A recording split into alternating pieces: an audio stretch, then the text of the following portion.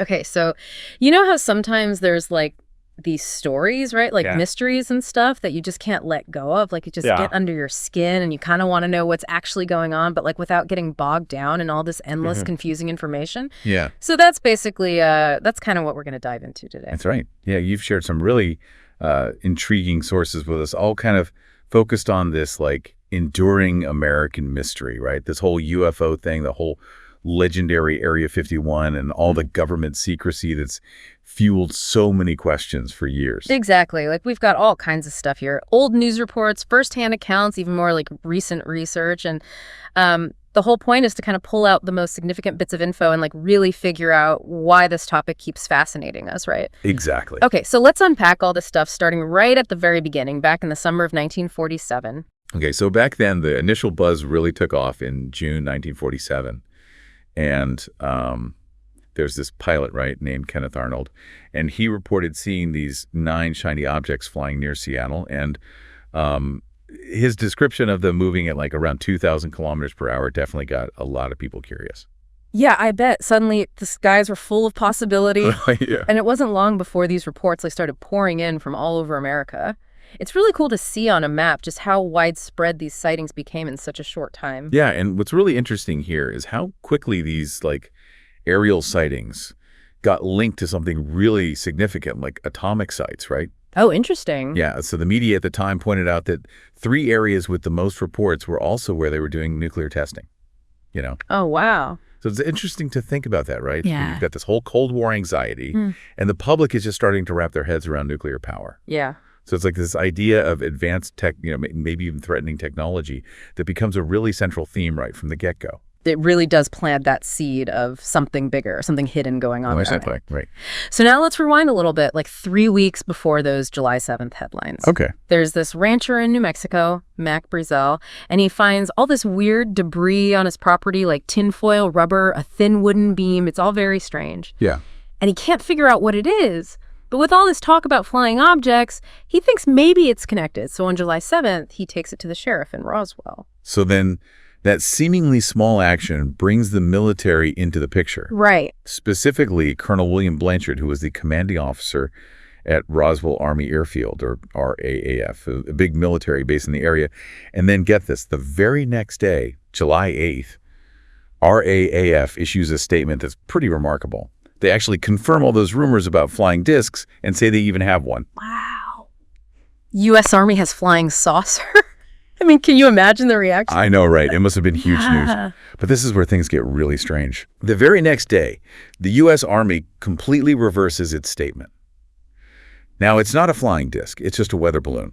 They even release photos of a Major Marcel holding what they say are pieces of this balloon. So wait, they went from, we got a flying saucer, to it's just a weather balloon, like overnight. Yeah, it's a really sudden shift, isn't it? You go from this really definitive announcement to a totally different explanation super quickly. It makes you wonder, you know, if that wouldn't breed suspicion no matter what the truth was. Totally. Not surprisingly, the news cycle kind of moves on and the weather balloon explanation sticks for the most part.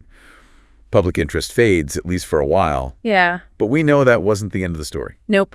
That Roswell mystery, it would come back again later. So fast forward to the late 1970s, and those old whispers about something crashing in the New Mexico desert, they start getting louder, and this time there's even more to the story. It's not just debris now, it's a UFO supposedly brought down by lightning with dead aliens inside. It gets pretty dramatic, right? It does. And then in 1980, the whole mystery gets a big boost when Major Marcel publishes his book, The Roswell Incident. And in it, he says the debris he handled was like nothing on this earth. Wow. So now you've got someone directly involved saying it was something truly unusual. Right. It really adds fuel to the fire. It does. And from there, the theories really take off stories of a live alien at the crash site, rumors of a secret base where they kept it, the idea that the U.S. military was trying to reverse engineer alien technology, and of course ongoing research into extraterrestrial life at some top secret location. Which brings us to Area 51. Exactly. Area 51, just the name makes you think of secret operations and hidden truths. It's officially a U.S. military facility out in the Nevada desert, totally isolated, which immediately sparks curiosity. Of course. And then you got all these stories about strict no-entry rules, those signs warning about deadly force, the ban on photography. It all creates this intense feeling of secrecy. Right, like what are they guarding so carefully? Exactly. And, the modern fascination with Area 51 really took off thanks in part to a specific podcast interview back in June 2019. Really? Yeah, Joe Rogan, who has a huge audience, interviewed this guy named Bob Lazar. Now, Lazar is a controversial figure, almost like a cult hero for people who believe in UFOs. Wow. And he claimed to have actually worked at Area 51, researching alien technology and being part of this project to reverse engineer alien spacecraft. It's amazing how that one interview kind of became this, major catalyst for all these modern conspiracy theories about Area 51, right? Yes. Even with all the scientific contradictions, Lazar's stories really tapped into this deep public fascination with forbidden knowledge and hidden government stuff. Yeah. It's like a perfect example of how a compelling story can sometimes be more powerful than actual evidence. That's so true, and then it gets even crazier. Inspired by Lazar's claims, this college student, Maddie Roberts, decides to create a Facebook event as a joke. It was called Storm Area 51, They Can't Stop All of Us, scheduled for this super specific time, September 20th, 2019 at 3 a.m. Oh, we remember that. And get this, it even suggested doing the Naruto run to evade security. The Naruto run to dodge bullets. I mean, it's kind of funny, but it really captured the internet's imagination. Yeah, it was this weird mix of genuine curiosity and online absurdity. Totally. And that internet humor, that meme culture, is really what pushed this thing into the mainstream. Yeah, it went viral. Over 2 million people said they were interested. Can you imagine Maddie Roberts' surprise? Oh, yeah, and probably a little bit of worry, too. Definitely. He even issued a disclaimer to the U.S. government saying it was all a joke. From a funny Facebook post to a potential massive security Oh, situation. no, right? But the reality of getting to Area 51 is a whole other story. Right. If you look at a map, it's really remote, deep in the Nevada desert, hundreds of kilometers from any major city. There's this long, isolated highway, and you can drive for ages without even seeing a gas station. And you have to think about the environment, too, right? I mean, in the summer, it gets insanely hot, way over 40 degrees Celsius. Wow. And the only place nearby is this tiny village called Rachel, population 54, back in 2019. That's tiny. It is. It really shows you just how isolated this whole facility is. And to understand the location even better, Area 51 is actually inside the Nevada Test and Training Range, which is huge, over 12,000 square kilometers. Wow. And it's right next to the Nevada test site where the U.S. did all its nuclear weapons testing for years. So from the very beginning, there's a clear reason why this whole region would be super restricted and under tight security. Yeah, that proximity to the nuclear testing sites definitely gives you a more logical explanation for all the secrecy around the area, one that doesn't involve aliens. Right. But to really get the Area 51 story, we need to go back further to its roots during the Cold War. Okay, so while those alien theories are exciting to understand all the secrecy around Area 51, we got to look at what was going on in the world back then. It was a time of crazy global tension with the U.S. and the Soviet Union locked in this battle for technological and military dominance. Ah, yes, the Cold War backdrop. It seems like so many important events are tied to that rivalry between America and the Soviet Union. Absolutely, and Area 51 is definitely one of them. It was set up as this super secret testing ground for advanced aircraft. You got to think about the atmosphere at the time, anxieties about potential threats, the need to stay ahead in technology. Right. Creating the secure, clandestine location to develop cutting-edge tech was essential. It makes sense. And in the 1950s, that's exactly what Area 51 became, the birthplace and testing ground for some of the most important spy planes in American history. So important, and the need for secrecy was paramount. Absolutely. And like you said earlier, when there's no clear information, speculation fills the void. Yeah, for sure. And it all started in 1954 when President Eisenhower asked for a secret spot for this high-altitude reconnaissance program. The Soviets had tested their first atomic bomb in 1949, and America needed a way to gather intelligence on their activities. Right, so they needed a way to spy. Exactly, and they needed to do it from a very high altitude to avoid detection. So 2 CIA officers were tasked with finding the perfect spot. And they found Groom Lake, a big dried-up lake bed in Nevada. It was already restricted because of the nuclear testing nearby, and that's where Area 51, as we know it, began. So cool. And the first star aircraft of this secret airfield was the U-2 spy plane developed under Project Aquatone starting in 1953. U-2, yeah, it was a game changer. Imagine an aircraft with a 4,800-kilometer range, carrying 320 kilograms of cameras, and able to fly at 21,000 meters. It's designed to be invisible to enemy radar and was absolutely crucial for spying on the Soviet Union. It's easy to see how people would see something like that and not know what it was. Right. For several years, the U-2 was super successful, but then on May 1st, 1960, a U-2 piloted by Francis Gary Powers was shot down over Soviet territory. That incident forced America to admit they were spying and put huge pressure on the military to develop even more advanced, even stealthier aircraft. And that's where the SR-71 Blackbird comes in. The legendary Blackbird, this thing, was incredible. The fastest jet ever made, reaching speeds of 3,400 kilometers per hour and altitudes of 24,000 meters. It was designed to be practically untouchable. Keeping its existence and capabilities secret during the Cold War was absolutely vital. And here's where the connection to UFOs gets really interesting.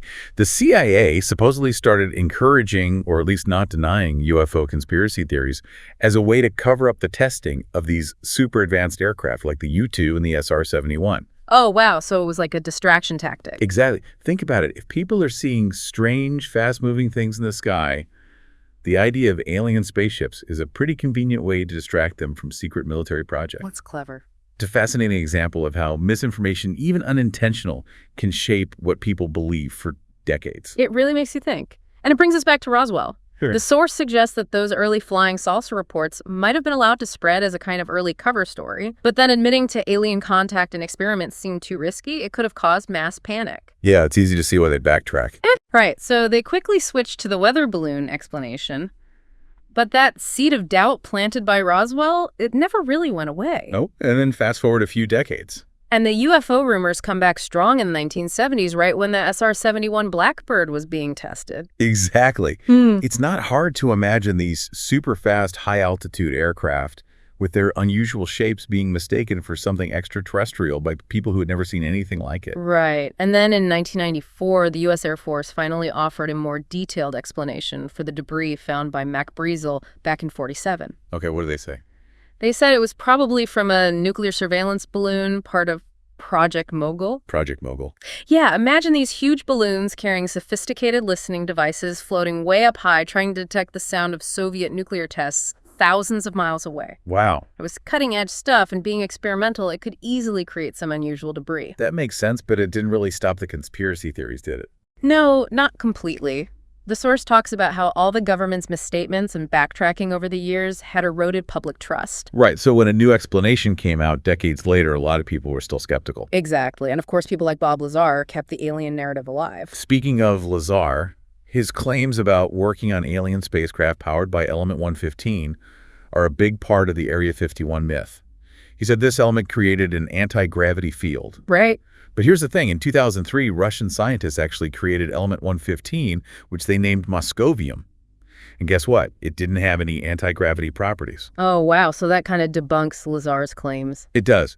But even with all the explanations and debunking, the mystique of Area 51 just wouldn't go away. It's such a powerful story. It is. And then in June 2013, something big happened. The CIA officially acknowledged Area 51 for the very first time. Wow, really? Yeah, through declassified documents released under the Freedom of Information Act, which is basically a law that lets the public request access to government information. So like India's RTI Act? Exactly. And this came from a request filed back in 2005. It's amazing to think that this secret that was so closely guarded for decades was finally officially recognized. It really shows you the power of persistence. It does, and it wasn't just a brief mention. Millions of pages of declassified documents were released in 2017 and 2021. Wow. They had all kinds of stuff in them. UFO sighting records, details about CIA experiments. It was a big step towards transparency. That's great. And, you know, the government has also changed how they talk about this stuff. They've moved away from using the term UFO with its strong alien connection and now use UAP, which stands for Unidentified Aerial Phenomena. It seems like they're shifting the focus to national security. Exactly. And that's clear in some of their actions. In December 2020, there was a Directive for National Intelligence and the Secretary of Defense to release all UAP records. And in April 2020, the Pentagon even admitted that some leaked UFO videos were real. Wow. So they're acknowledging that there are things they can't explain. They are.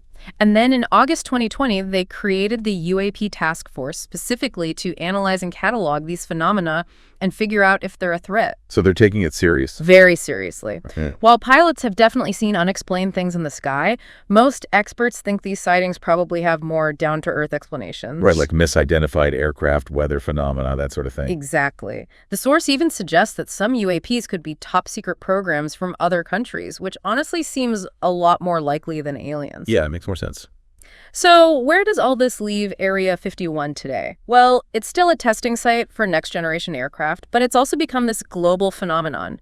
In 1996, Nevada even renamed a highway Extraterrestrial Highway to attract tourists. God love that. Right. But the source also reminds us that despite all the tourism and pop culture stuff, Area 51 is still a military base, and they don't mess around with trespassers. That Dutch YouTuber who got arrested for sneaking in is a pretty clear warning. Absolutely. So, as we wrap up this deep dive, while the alien mystery of Area 51 will probably live on in our imaginations, the declassified information paints a fascinating picture of technological advancement driven by Cold War tensions and the power of misinterpretations. It's incredible how our desire for extraordinary explanations can sometimes lead us away from realities that are maybe not extraterrestrial but still pretty amazing. Right. It reminds us to stay curious but also to think critically, weigh the evidence, and consider all the possibilities. It makes you wonder what other secrets are hidden in plain sight, just waiting for us to see them from a different perspective. That's a great question to ponder. Thanks for joining me on this deep dive. It's been a fascinating journey. It really has. And to our listeners, keep exploring, keep questioning, and as always, thanks for tuning in. See you next time.